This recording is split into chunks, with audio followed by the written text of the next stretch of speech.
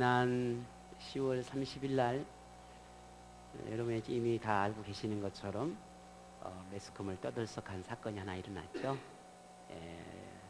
배우 김주혁이라고 하는 그 배우 김주혁 씨가 갑작스러운 교통사고로 이렇게 죽는 일이 있었습니다. 그렇게 갑작스러운 죽음을 또 받아들인 주변의 지인들이나 팬들은 참 이루 말할 수 없이 슬픔에 잠기게 되고, 또 그 이후에 그 김주혁 씨 주변에 갖가지 이야기들이 전해지면서 더 많은 아파하는 사람들이 더 많았다라고 하는 이야기들을 볼 수 있었습니다. 종종 그런 그 비보 소식들을 듣게 되면 참 많은 생각을 합니다. 여러분도 어떤지 모르겠어요. 우리 그 나이가 인생 무상이야 이러더라고요. 천양이가 갑자기 인생 무상이야 그래서 저기서 인생 무상이란 말이, 아무튼 그런 이야기를 들으면 누가 그런 자기에게 그런 갑작스러운 죽음이 올 거라고 생각을 했겠습니까? 참 우리도 살아가다 보면 그런 일들을 경험하고, 더더욱이나 내 자신과 직접적인 관계에서 이루어지는 그런 일들이면 더욱이나 고민이 되고 또 갈등이 되는 게 맞죠. 그럴 때마다 이런 좋지 않는 부분이나 이런 어렵고 힘든 상황을 만나게 되면 대부분의 사람들이 이런 물음을 던지지요. 왜 나에게 이런 일이 일어날까? 왜 이런 일이 일어날까? 왜 이런 아픔이, 왜 이런 고통이, 왜 이런 절망적인 상황이 일어날까? 왜지? 라고 하는 그런 고민을 하게 되죠. 여러분 그런 고민들 많이 해본 경험 있으시죠? 왜 그러지? 왜 나에게 이런 일이 일어날까? 그냥 단순히 왜 나에게 이런 일이 일어날까? 라고 고민이도 하지만 더 나가서 하나님이 계시다면 어떻게 이런 일이, 하나님이 계시는데 왜 나에게, 정말 하나님이 계시다면, 하나님이 선하시다면, 하나님이 정말 살아계시다면 왜? 라고 하는 질문을 던집니다. 그렇게 불만을 토로하는 일들이 있죠. 물론 한두 번쯤은 경험해 보았으리라 생각을 합니다. 자, 그러면 우리는 그렇게 늘 그럴 때마다 그렇게 불만을 토로하고 고민을 그렇게 끌어안고 살아가는 그런 삶을 살아야 되는가? 왜 이런 일이 일어나는지 그 이유도 모르는 채 그저 시간이 가면 해결되겠지, 그냥 시간이 문제지 세월이 흐르다 보면 다 잊혀질 것이고, 시간이 가다 보면 치료될 거고, 시간이 가다 보면 모든 게 다 해결되지 않겠느냐, 그렇게 시간만 바라보고 가슴 조이며 사는 인생이어야 하겠는가? 그럴 순 없잖아요. 오늘이 마지막이라면 까짓거 오늘 한번 참아보죠.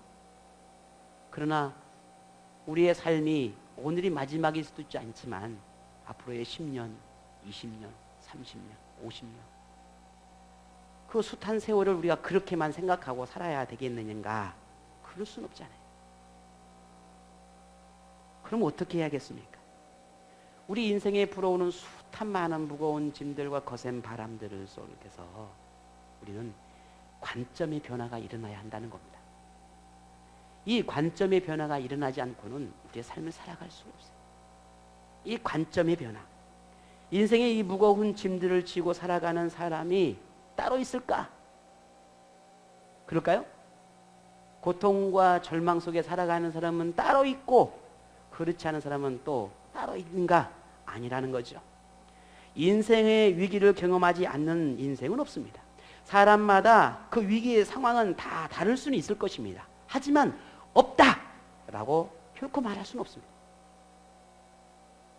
하지만 우리는 종종 그러지요. 위기가 없는 사람과 혹은 매일 겪고 살아가는 사람, 혹은 고통 속에서 있는 사람과 그렇지 않는 사람이 있다라고 그렇게 나뉘어져서 생각을 합니다. 마치 인생의 고통에 지고 가는 사람이 따로 있다는 거예요. 근데 그 사람이 나라고 생각하는 거예요. 내가 그 고통의 짐을 날마다 지고 가고 있는 사람이라고 착각을 해요. 이건 분명 잘못된 생각입니다. 만일 우리가 이런 생각을 가지고 살아가고 있다면 반드시 바꿔야 합니다. 바뀌지 않으면 우리의 삶이 절대 행복할 수가 없어요. 이런 관점의 변화가 반드시 필요합니다. 설령 세상 사람들은 그렇다 할 수 있어요. 하지만 우리는 달라야 합니다. 우리가 이 인생을 보는 이 관점이 바뀌지 않으면 안 됩니다. 왜 우리는 관점을 바꿔야 되느냐 하는 거예요. 왜 관점을 바꿔야 할까요? 우리가 바라보는 이 관점, 세상을 바라보는 관점, 우리 인생을 바라보는 이 관점은 누구나 삶의 무거운 짐과 고통과 위기를 찾아오는데, 그럴 때 그 위기, 그 짐, 그 아픔을 가볍게 하고 토로할 보호자가 있는 인생인가? 그런 보호자가 없는 인생인가? 라고 하는 관점의 변화가 중요하다는 겁니다. 왜냐하면 유한한, 연약한 오늘 우리의 존재인 우리가 그 절대자의 보호가 없이는 살아갈 수가 없기 때문에 오늘 우리 함께 고백했죠. 찬양, 은혜 아니면 살아갈 수가 없네. 은혜 아니면 살아갈 수가 없네. 이게 우리의 고백입니다. 우리에게 보호자가 없이는 안 돼. 조그마한 갓난 아이에게 엄마가 절대자가 이 보호자인 것처럼 오늘 우리도 하나님이 아버지가 절대자의 보호자예요. 이걸 인정하지 않을 수 없어요. 인생의 무거운 짐을 지게 될 때, 시련과 고통이 찾아올 때, 보호자가 있는 사람과 그렇지 않는 사람의 삶은 분명한 차이가 있습니다.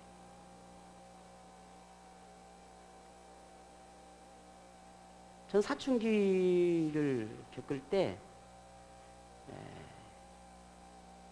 어렸을 때부터 아예 아버님 얼굴이 거의 기억이 안 나니까요. 워낙 어렸을 때 이렇게 돌아가셨기 때문에 그런 마음들을 늘 가질 때가 있었습니다. 아버지에 대한 어떤 그런 막연한 생각들, 막연한 어떤 마음들, 그런 마음들을 늘 가지고 살았던 것으로 기억을 합니다. 그럼에도 불구하고 여러분 아시는 것처럼 저희 어머니와도 그런 깊은 관계를 맺을 수 없는 상황 속에서 오랜 세월을 살아야 했었습니다. 그렇게 그 절대적인 그 보호라고 하는 그 그늘이 굉장히 미약했던 그런 삶을 살았던 사람 중에 한 사람이죠. 그러다 보면 그렇게 필요할 때, 보호자가 필요할 때, 너무 간절히 필요할 때 저에게 하나님이 찾아오셨습니다. 아, 이거구나. 그 아버지, 그렇게 바라던 아버지, 그렇게 내 인생을 책임질 수 있는 하나님, 그 아버지가 내 인생에 찾아온 거예요. 그 감동은 이루 말할 수 없습니다. 그래서 지금도 그 아버지를 잊을 수 없어요. 그 하나님을 버릴 수가 없습니다. 그 하나님을 멀리할 수가 없어요. 아무리 내 삶이 내 인생이 고통스러워도 그 아버지를 버릴 수가 없어요. 그 하나님 아버지를 멀리할 수가 없어요. 아니, 외면할 수가 없어요. 모른 척 할 수가 없어요. 그 아버지가 아무리 내게 고통을 주는 것처럼 다가와도, 아무리 내게 질책을 책망을 하고 꾸중을 한다 할지라도, 아니 때리고 채찍을 내게 준다 할지라도 그 아버지를 버릴 수가 없어요. 아니 멀리할 수가 없어요. 그게 아버지니까. 그게 하나님이니까. 그 하나님의 은혜가 아니면 살아갈 수가 없어요. 그 아버지의 은혜가 아니면 살아갈 수가 없기 때문에. 왜 나에게 이런 일이 일어나야 하느냐고 그렇게 원망하기보다, 불평하고 누군가를 탓하기보다 보호자 되신 그분을 찾고 보호자를 의지하고 보호자의 도움을 구하는 것이 우리 인생이 되어야 합니다. 왜 내게 이런 일이 일어나는 걸까? 그렇게 호소하며 의문과 불평으로 갈팡질팡 고뇌에 묻히게 되는 것은 결국 오늘 우리가 보호자가 있다라고 하는 사실을 확신하지 못하기 때문인 것입니다. 우리 아이들이 길을 가다가 큰 개를 만나면, 여러분 이미 다 아시는 거잖아요. 어떤 위험한 상황이 만나게 됩니다. 길을 잃어버립니다. 어떻게 합니까? 혼자 있을 때는 주저앉아 울습니다. 그렇지 않아요? 갑자기 순식간에 방향 감각도 잃어버립니다. 아무것도 보이지 않죠. 캄캄하면. 그러나 내 곁에 엄마가 있다면, 아빠가 있다면 두려움이 없습니다. 오히려 그러면 그럴수록 더 아버지를 붙잡죠. 내게 두려우면 두려울수록, 무서움이 다가오면 다가올수록 더 아버지를 붙잡습니다. 그런데 거꾸로 아버지의 손을 놓고 도망치는 아이는 없어요. 우리의 인생이, 우리의 삶이 힘들고 어렵다면 그럴수록 아버지를 붙잡는 게 당연한 것입니다. 왜? 진정으로 아버지가 하나님이 나의 보호자라고 하는 걸 믿는다는 말이죠. 진정으로 아버지가 나의 삶의 보호자라는 것을 확신한다는 말이죠. 오늘 우리의 보호자는 누구입니까? 여러분의 보호자는 누구인가요?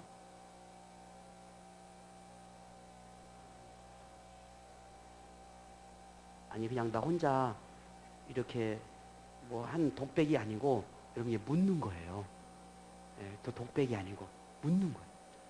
그럼 우리의 보호자가 누구죠?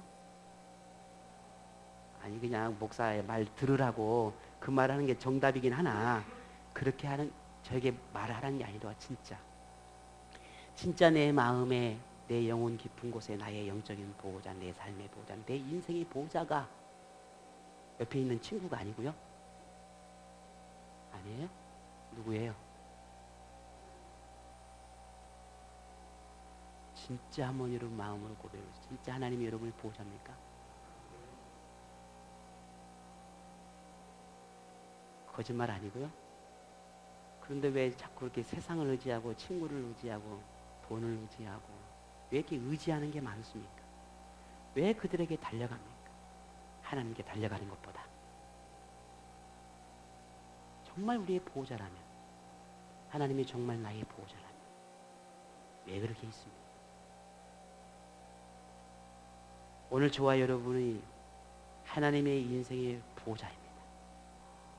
그 외에 그 어떤 것도 없습니다. 그 외 어떤 것도 존재하지 않습니다.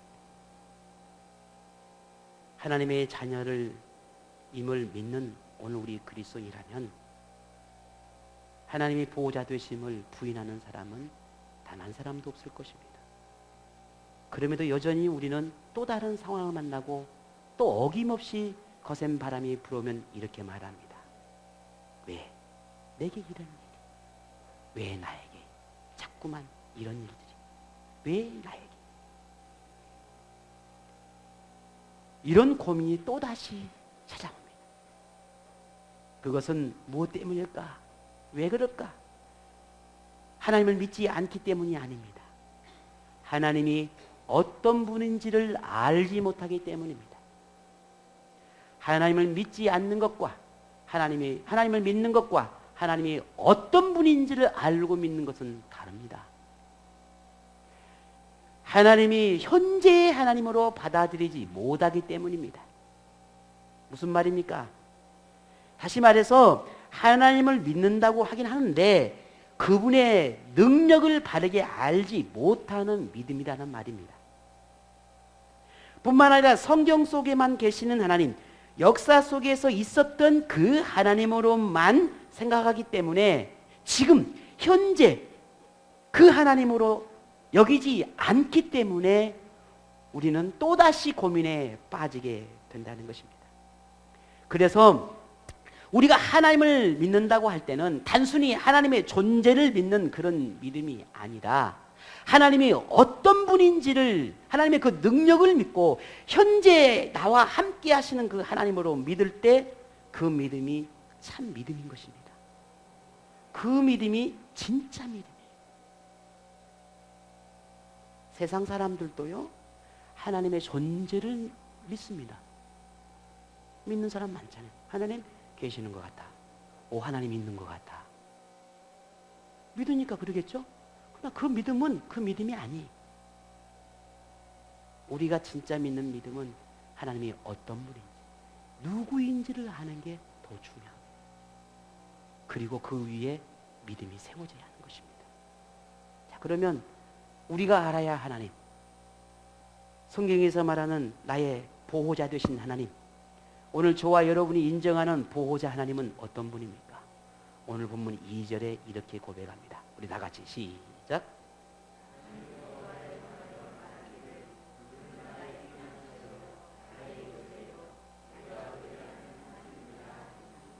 아멘.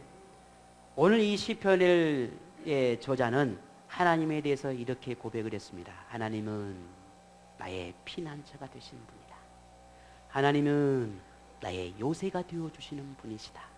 하나님은 내가 의뢰할 수 있는, 의지할 수 있는 하나님이시다 라고 고백하고 있습니다. 피난처, 요새, 의지하는 하나님, 이라고 하는 말로 하나님이 어떤 분인지를 표현했습니다. 이런 하나님을 여러분 듣고 어떤 생각이 드십니까? 여러분도 동일한 생각입니까? 어떻습니까? 이 나는 좀 다른데, 그러신 분도 있겠죠. 여러분, 정말 오늘 이 성경을 기록했던 이 저자의 고백처럼 하나님이 피난처가 되고 요새가 되고 의지할 분임을 여러분 확신하십니까? 만일 허리케인 아시죠? 이 허리케인과 같은 그런 슈퍼 태풍이 불어올 때, 아니면 토네이도와 같은 그 거대한 정말 뭐 산이고 들이고 집이고 다 들어 삼켜버리는 그런 거대한 회오리 바람이 불어올 때, 만일 대피소가 없다면 어떻게 될까요? 근데 대피소가 있다면 또 어떻게 될까요? 땅이 흔들리고 건물이 무너지는 거대한 지진이 일어났습니다. 그런데 안전한 지대가 없다면 어떻게 될까요? 반대로 내가 그런 지진이 일어나고 토네이도니 허리케인과 같은 그런 내가 어떻게 할 수 없는 그런 상황에 부딪힐 때 피할 수 있는 곳이 있다면 어떻게 되겠습니까? 인생에도 우리가 살아가다 보면 이미 우리가 다 경험하는 것처럼 내가 감당할 수 없는 그런 거대한 바람들이 종종 불어옵니다. 그때 우리를 보호해 줄 피난처가 있다면 우리는 두려워할 필요가 없을 것입니다. 왜? 그 피난처로 우리가 피하면 될 것이니까요. 그 피난처로 가서 우리가 피하면 되는 것입니다. 그런데 그 피난처가 되시는 분이 누구라고 말씀합니까? 우리 아버지 하나님이라고 말씀합니다. 우리가 인생의 무거운 짐들, 어둡고 긴 터널을 지나는 것만 같을 때, 고뇌와 염려와 걱정이 엄습할 때, 실패와 좌절과 절망의 늪이 빠질 듯한 그러한 우리의 삶이 만났을 때, 피난처가 되신 하나님, 나의 보호자가 되신 아버지 하나님, 그분에게 피하시기를 바랍니다. 그분이 우리 곁에 계심을 기억하실 수 있기를 바랍니다. 우리의 끊임없는 이 영적인 싸움에서 지치고 힘들 때 우리에게 든든한 보호막이 되어주신 보호자 되신 아버지 하나님, 그분에게로 피하시기를 바랍니다. 배반과 배신과 상처로 신음할 때 의지할 수 있는 분은 오직 하나님 뿐입니다. 그분의 위로와 그분의 평강만이 우리를 온전케 할 수 있습니다. 왜? 그분은 우리의 아버지시니까요. 시편 46편 1절에 이렇게 고백합니다. 하나님은 우리의 피난처시요 힘이시니 환난 중에 만날 큰 도움이시라. 믿으십니까? 우리 한번 성경 한번 찾아볼까요? 시편 46편 1절에 우리 다 같이 큰 소리로 우리 믿음으로 함께 고백하십시다. 시편 46편 1절. 다 같이 시작.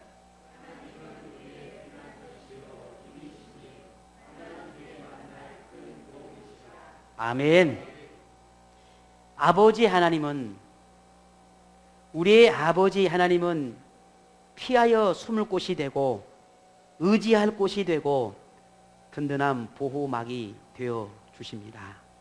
하나님은 세상 누구보다 무엇보다 가장 큰 도움이 되신다라고 분명히 말씀하셨습니다.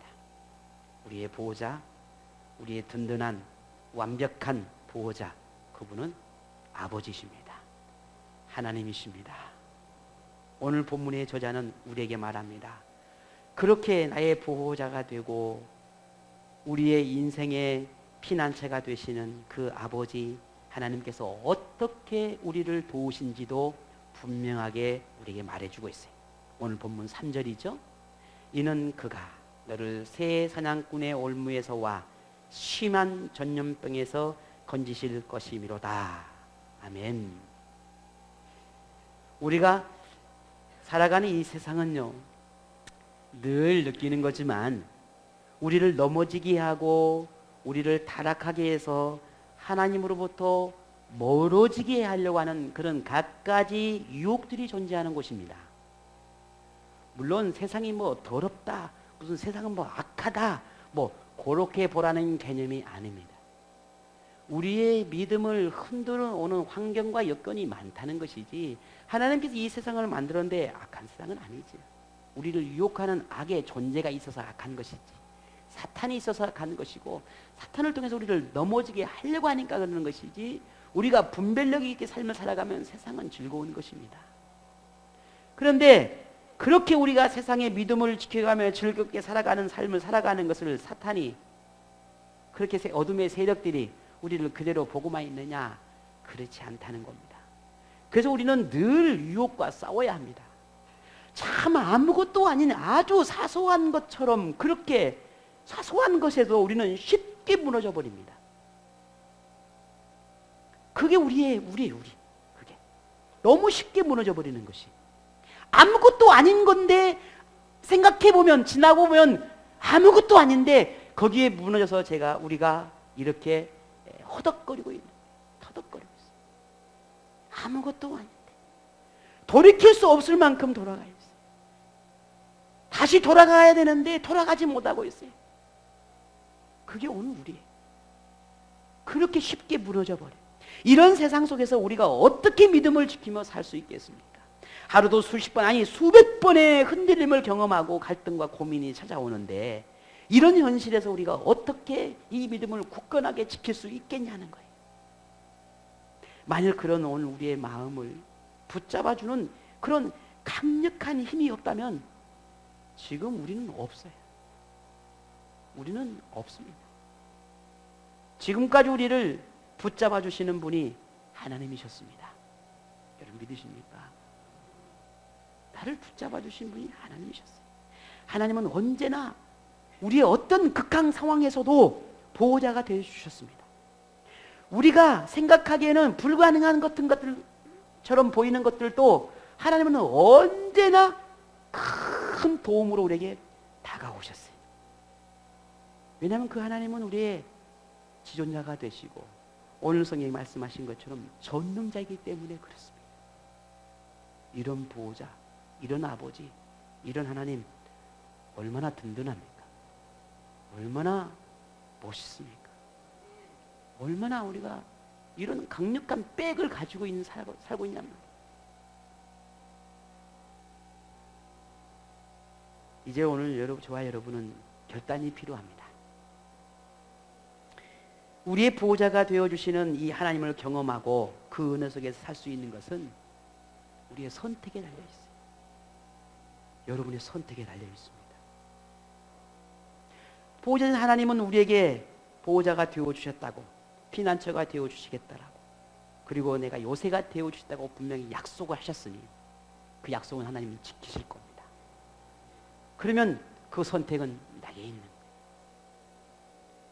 오늘 본문을 볼까요? 1절에 보니까 이렇게 말씀합니다. 지존자의 은밀한 곳에 거주하며 전능자의 그늘 아래서 사는 자요 라고 했습니다. 이것은 무엇을 의미합니까? 지금 저와 여러분을 가리켜서 우리가 어떤 존재인지를 말하고 있는 겁니다. 지금 현재의 나의 삶의 상황이 어떤 상황 속에서 살고 있는지를 말하고 있는 것입니다. 저와 오늘 우리는 어떻게 살고 있습니까? 지존자이신 하나님의 은밀한 곳에 거주하고만 살고 있습니다. 전능자이신 그 하나님의 그늘 안에서 살아가고 있는 사람들입니다. 이 말은 우리는 지금 하나님의 보호 속에서 살아가는 사람들이라고 하는 말입니다. 지난 모든 날들이 그 보호 속에서 살아왔다라는 것입니다. 여러분 인정하십니까? 하지만 우리가 그 보호막으로부터 떠나버린다면, 우리가 그 보호막에서 벗어나고 싶어 한다면 더 이상 하나님의 보호를 받을 수 없다는 말이에요. 종종 하나님의 보호하심을 간섭이나 억압이나 강요처럼 취급하려는 경향들이 좀 있지요.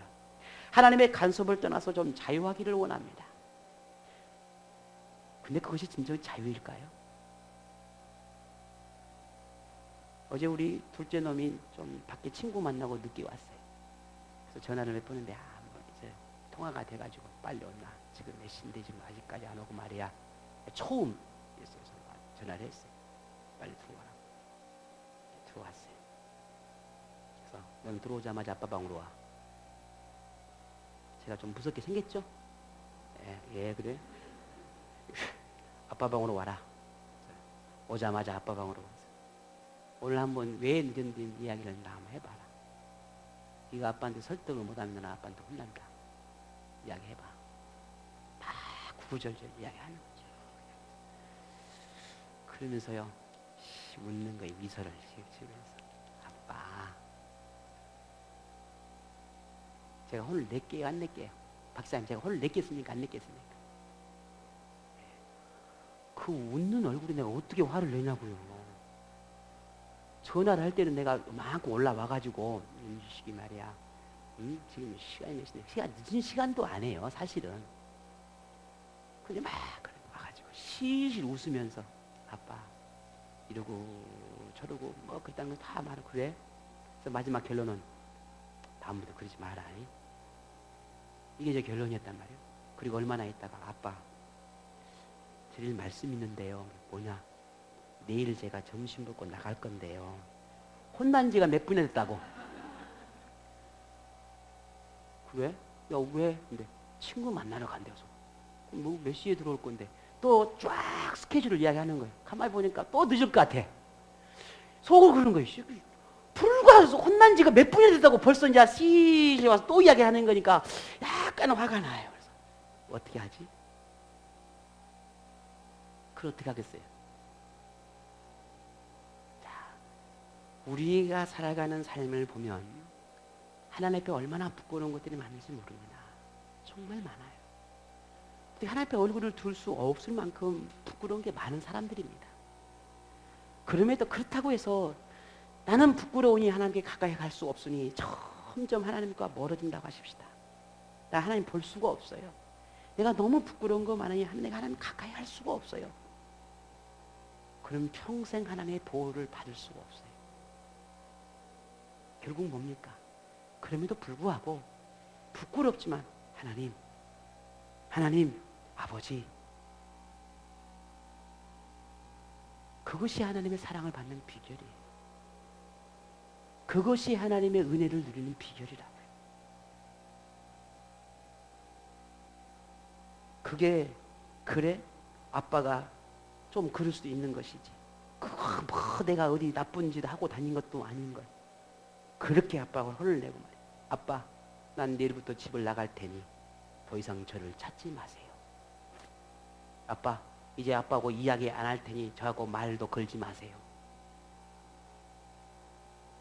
여러분 그런다 하십시다. 그 은혜를 누릴 수 있을까요? 그게 자유가 아니란 말이에요. 그게 자유가 아니에요. 하나님의 보호에서 벗어나려는 것이 자유냔 말이에요. 내가 무방비한 상태로 살아가는 것이 그게 진정 자유겠냐는 거예요. 하나님의 말씀으로부터 멀어지는 것이 그게 진정 자유겠냐는 거예요. 우리를 고통으로 몰아가고 불행하게 만드는 것은 하나님이 아니라 우리 자신입니다. 나예요, 나. 우리가 하나님과의 관계를 끊어버리고 떠나려 하기 때문인 것입니다. 하나님의 보호하심을 지나치게 간섭으로 여기는 우리의 잘못된 선택이 결국은 나를 더 큰 시련으로, 더 아픈 아픔으로, 고통으로, 절망 속으로, 헤어나지 못한 상황으로 몰아갈 수밖에 없는 것입니다. 그것이 이유예요. 만일 하나님의 보호막에서 벗어났다면, 그렇게 생각되어진다면, 아니 조금이라도 내가 하나님과 멀었다고 생각한다면 제자리로 돌아가시기 바랍니다.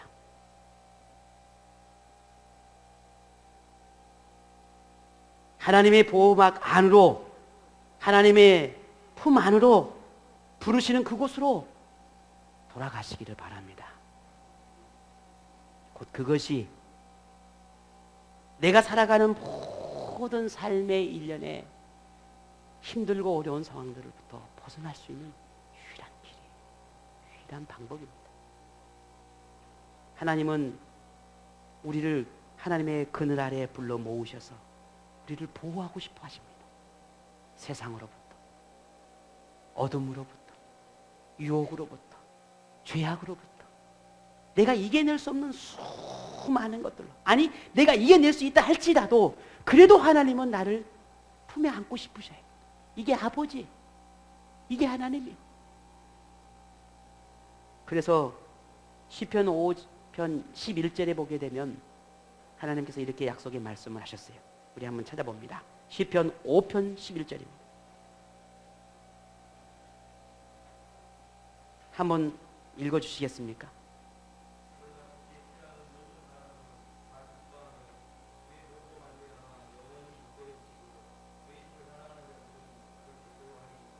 아멘.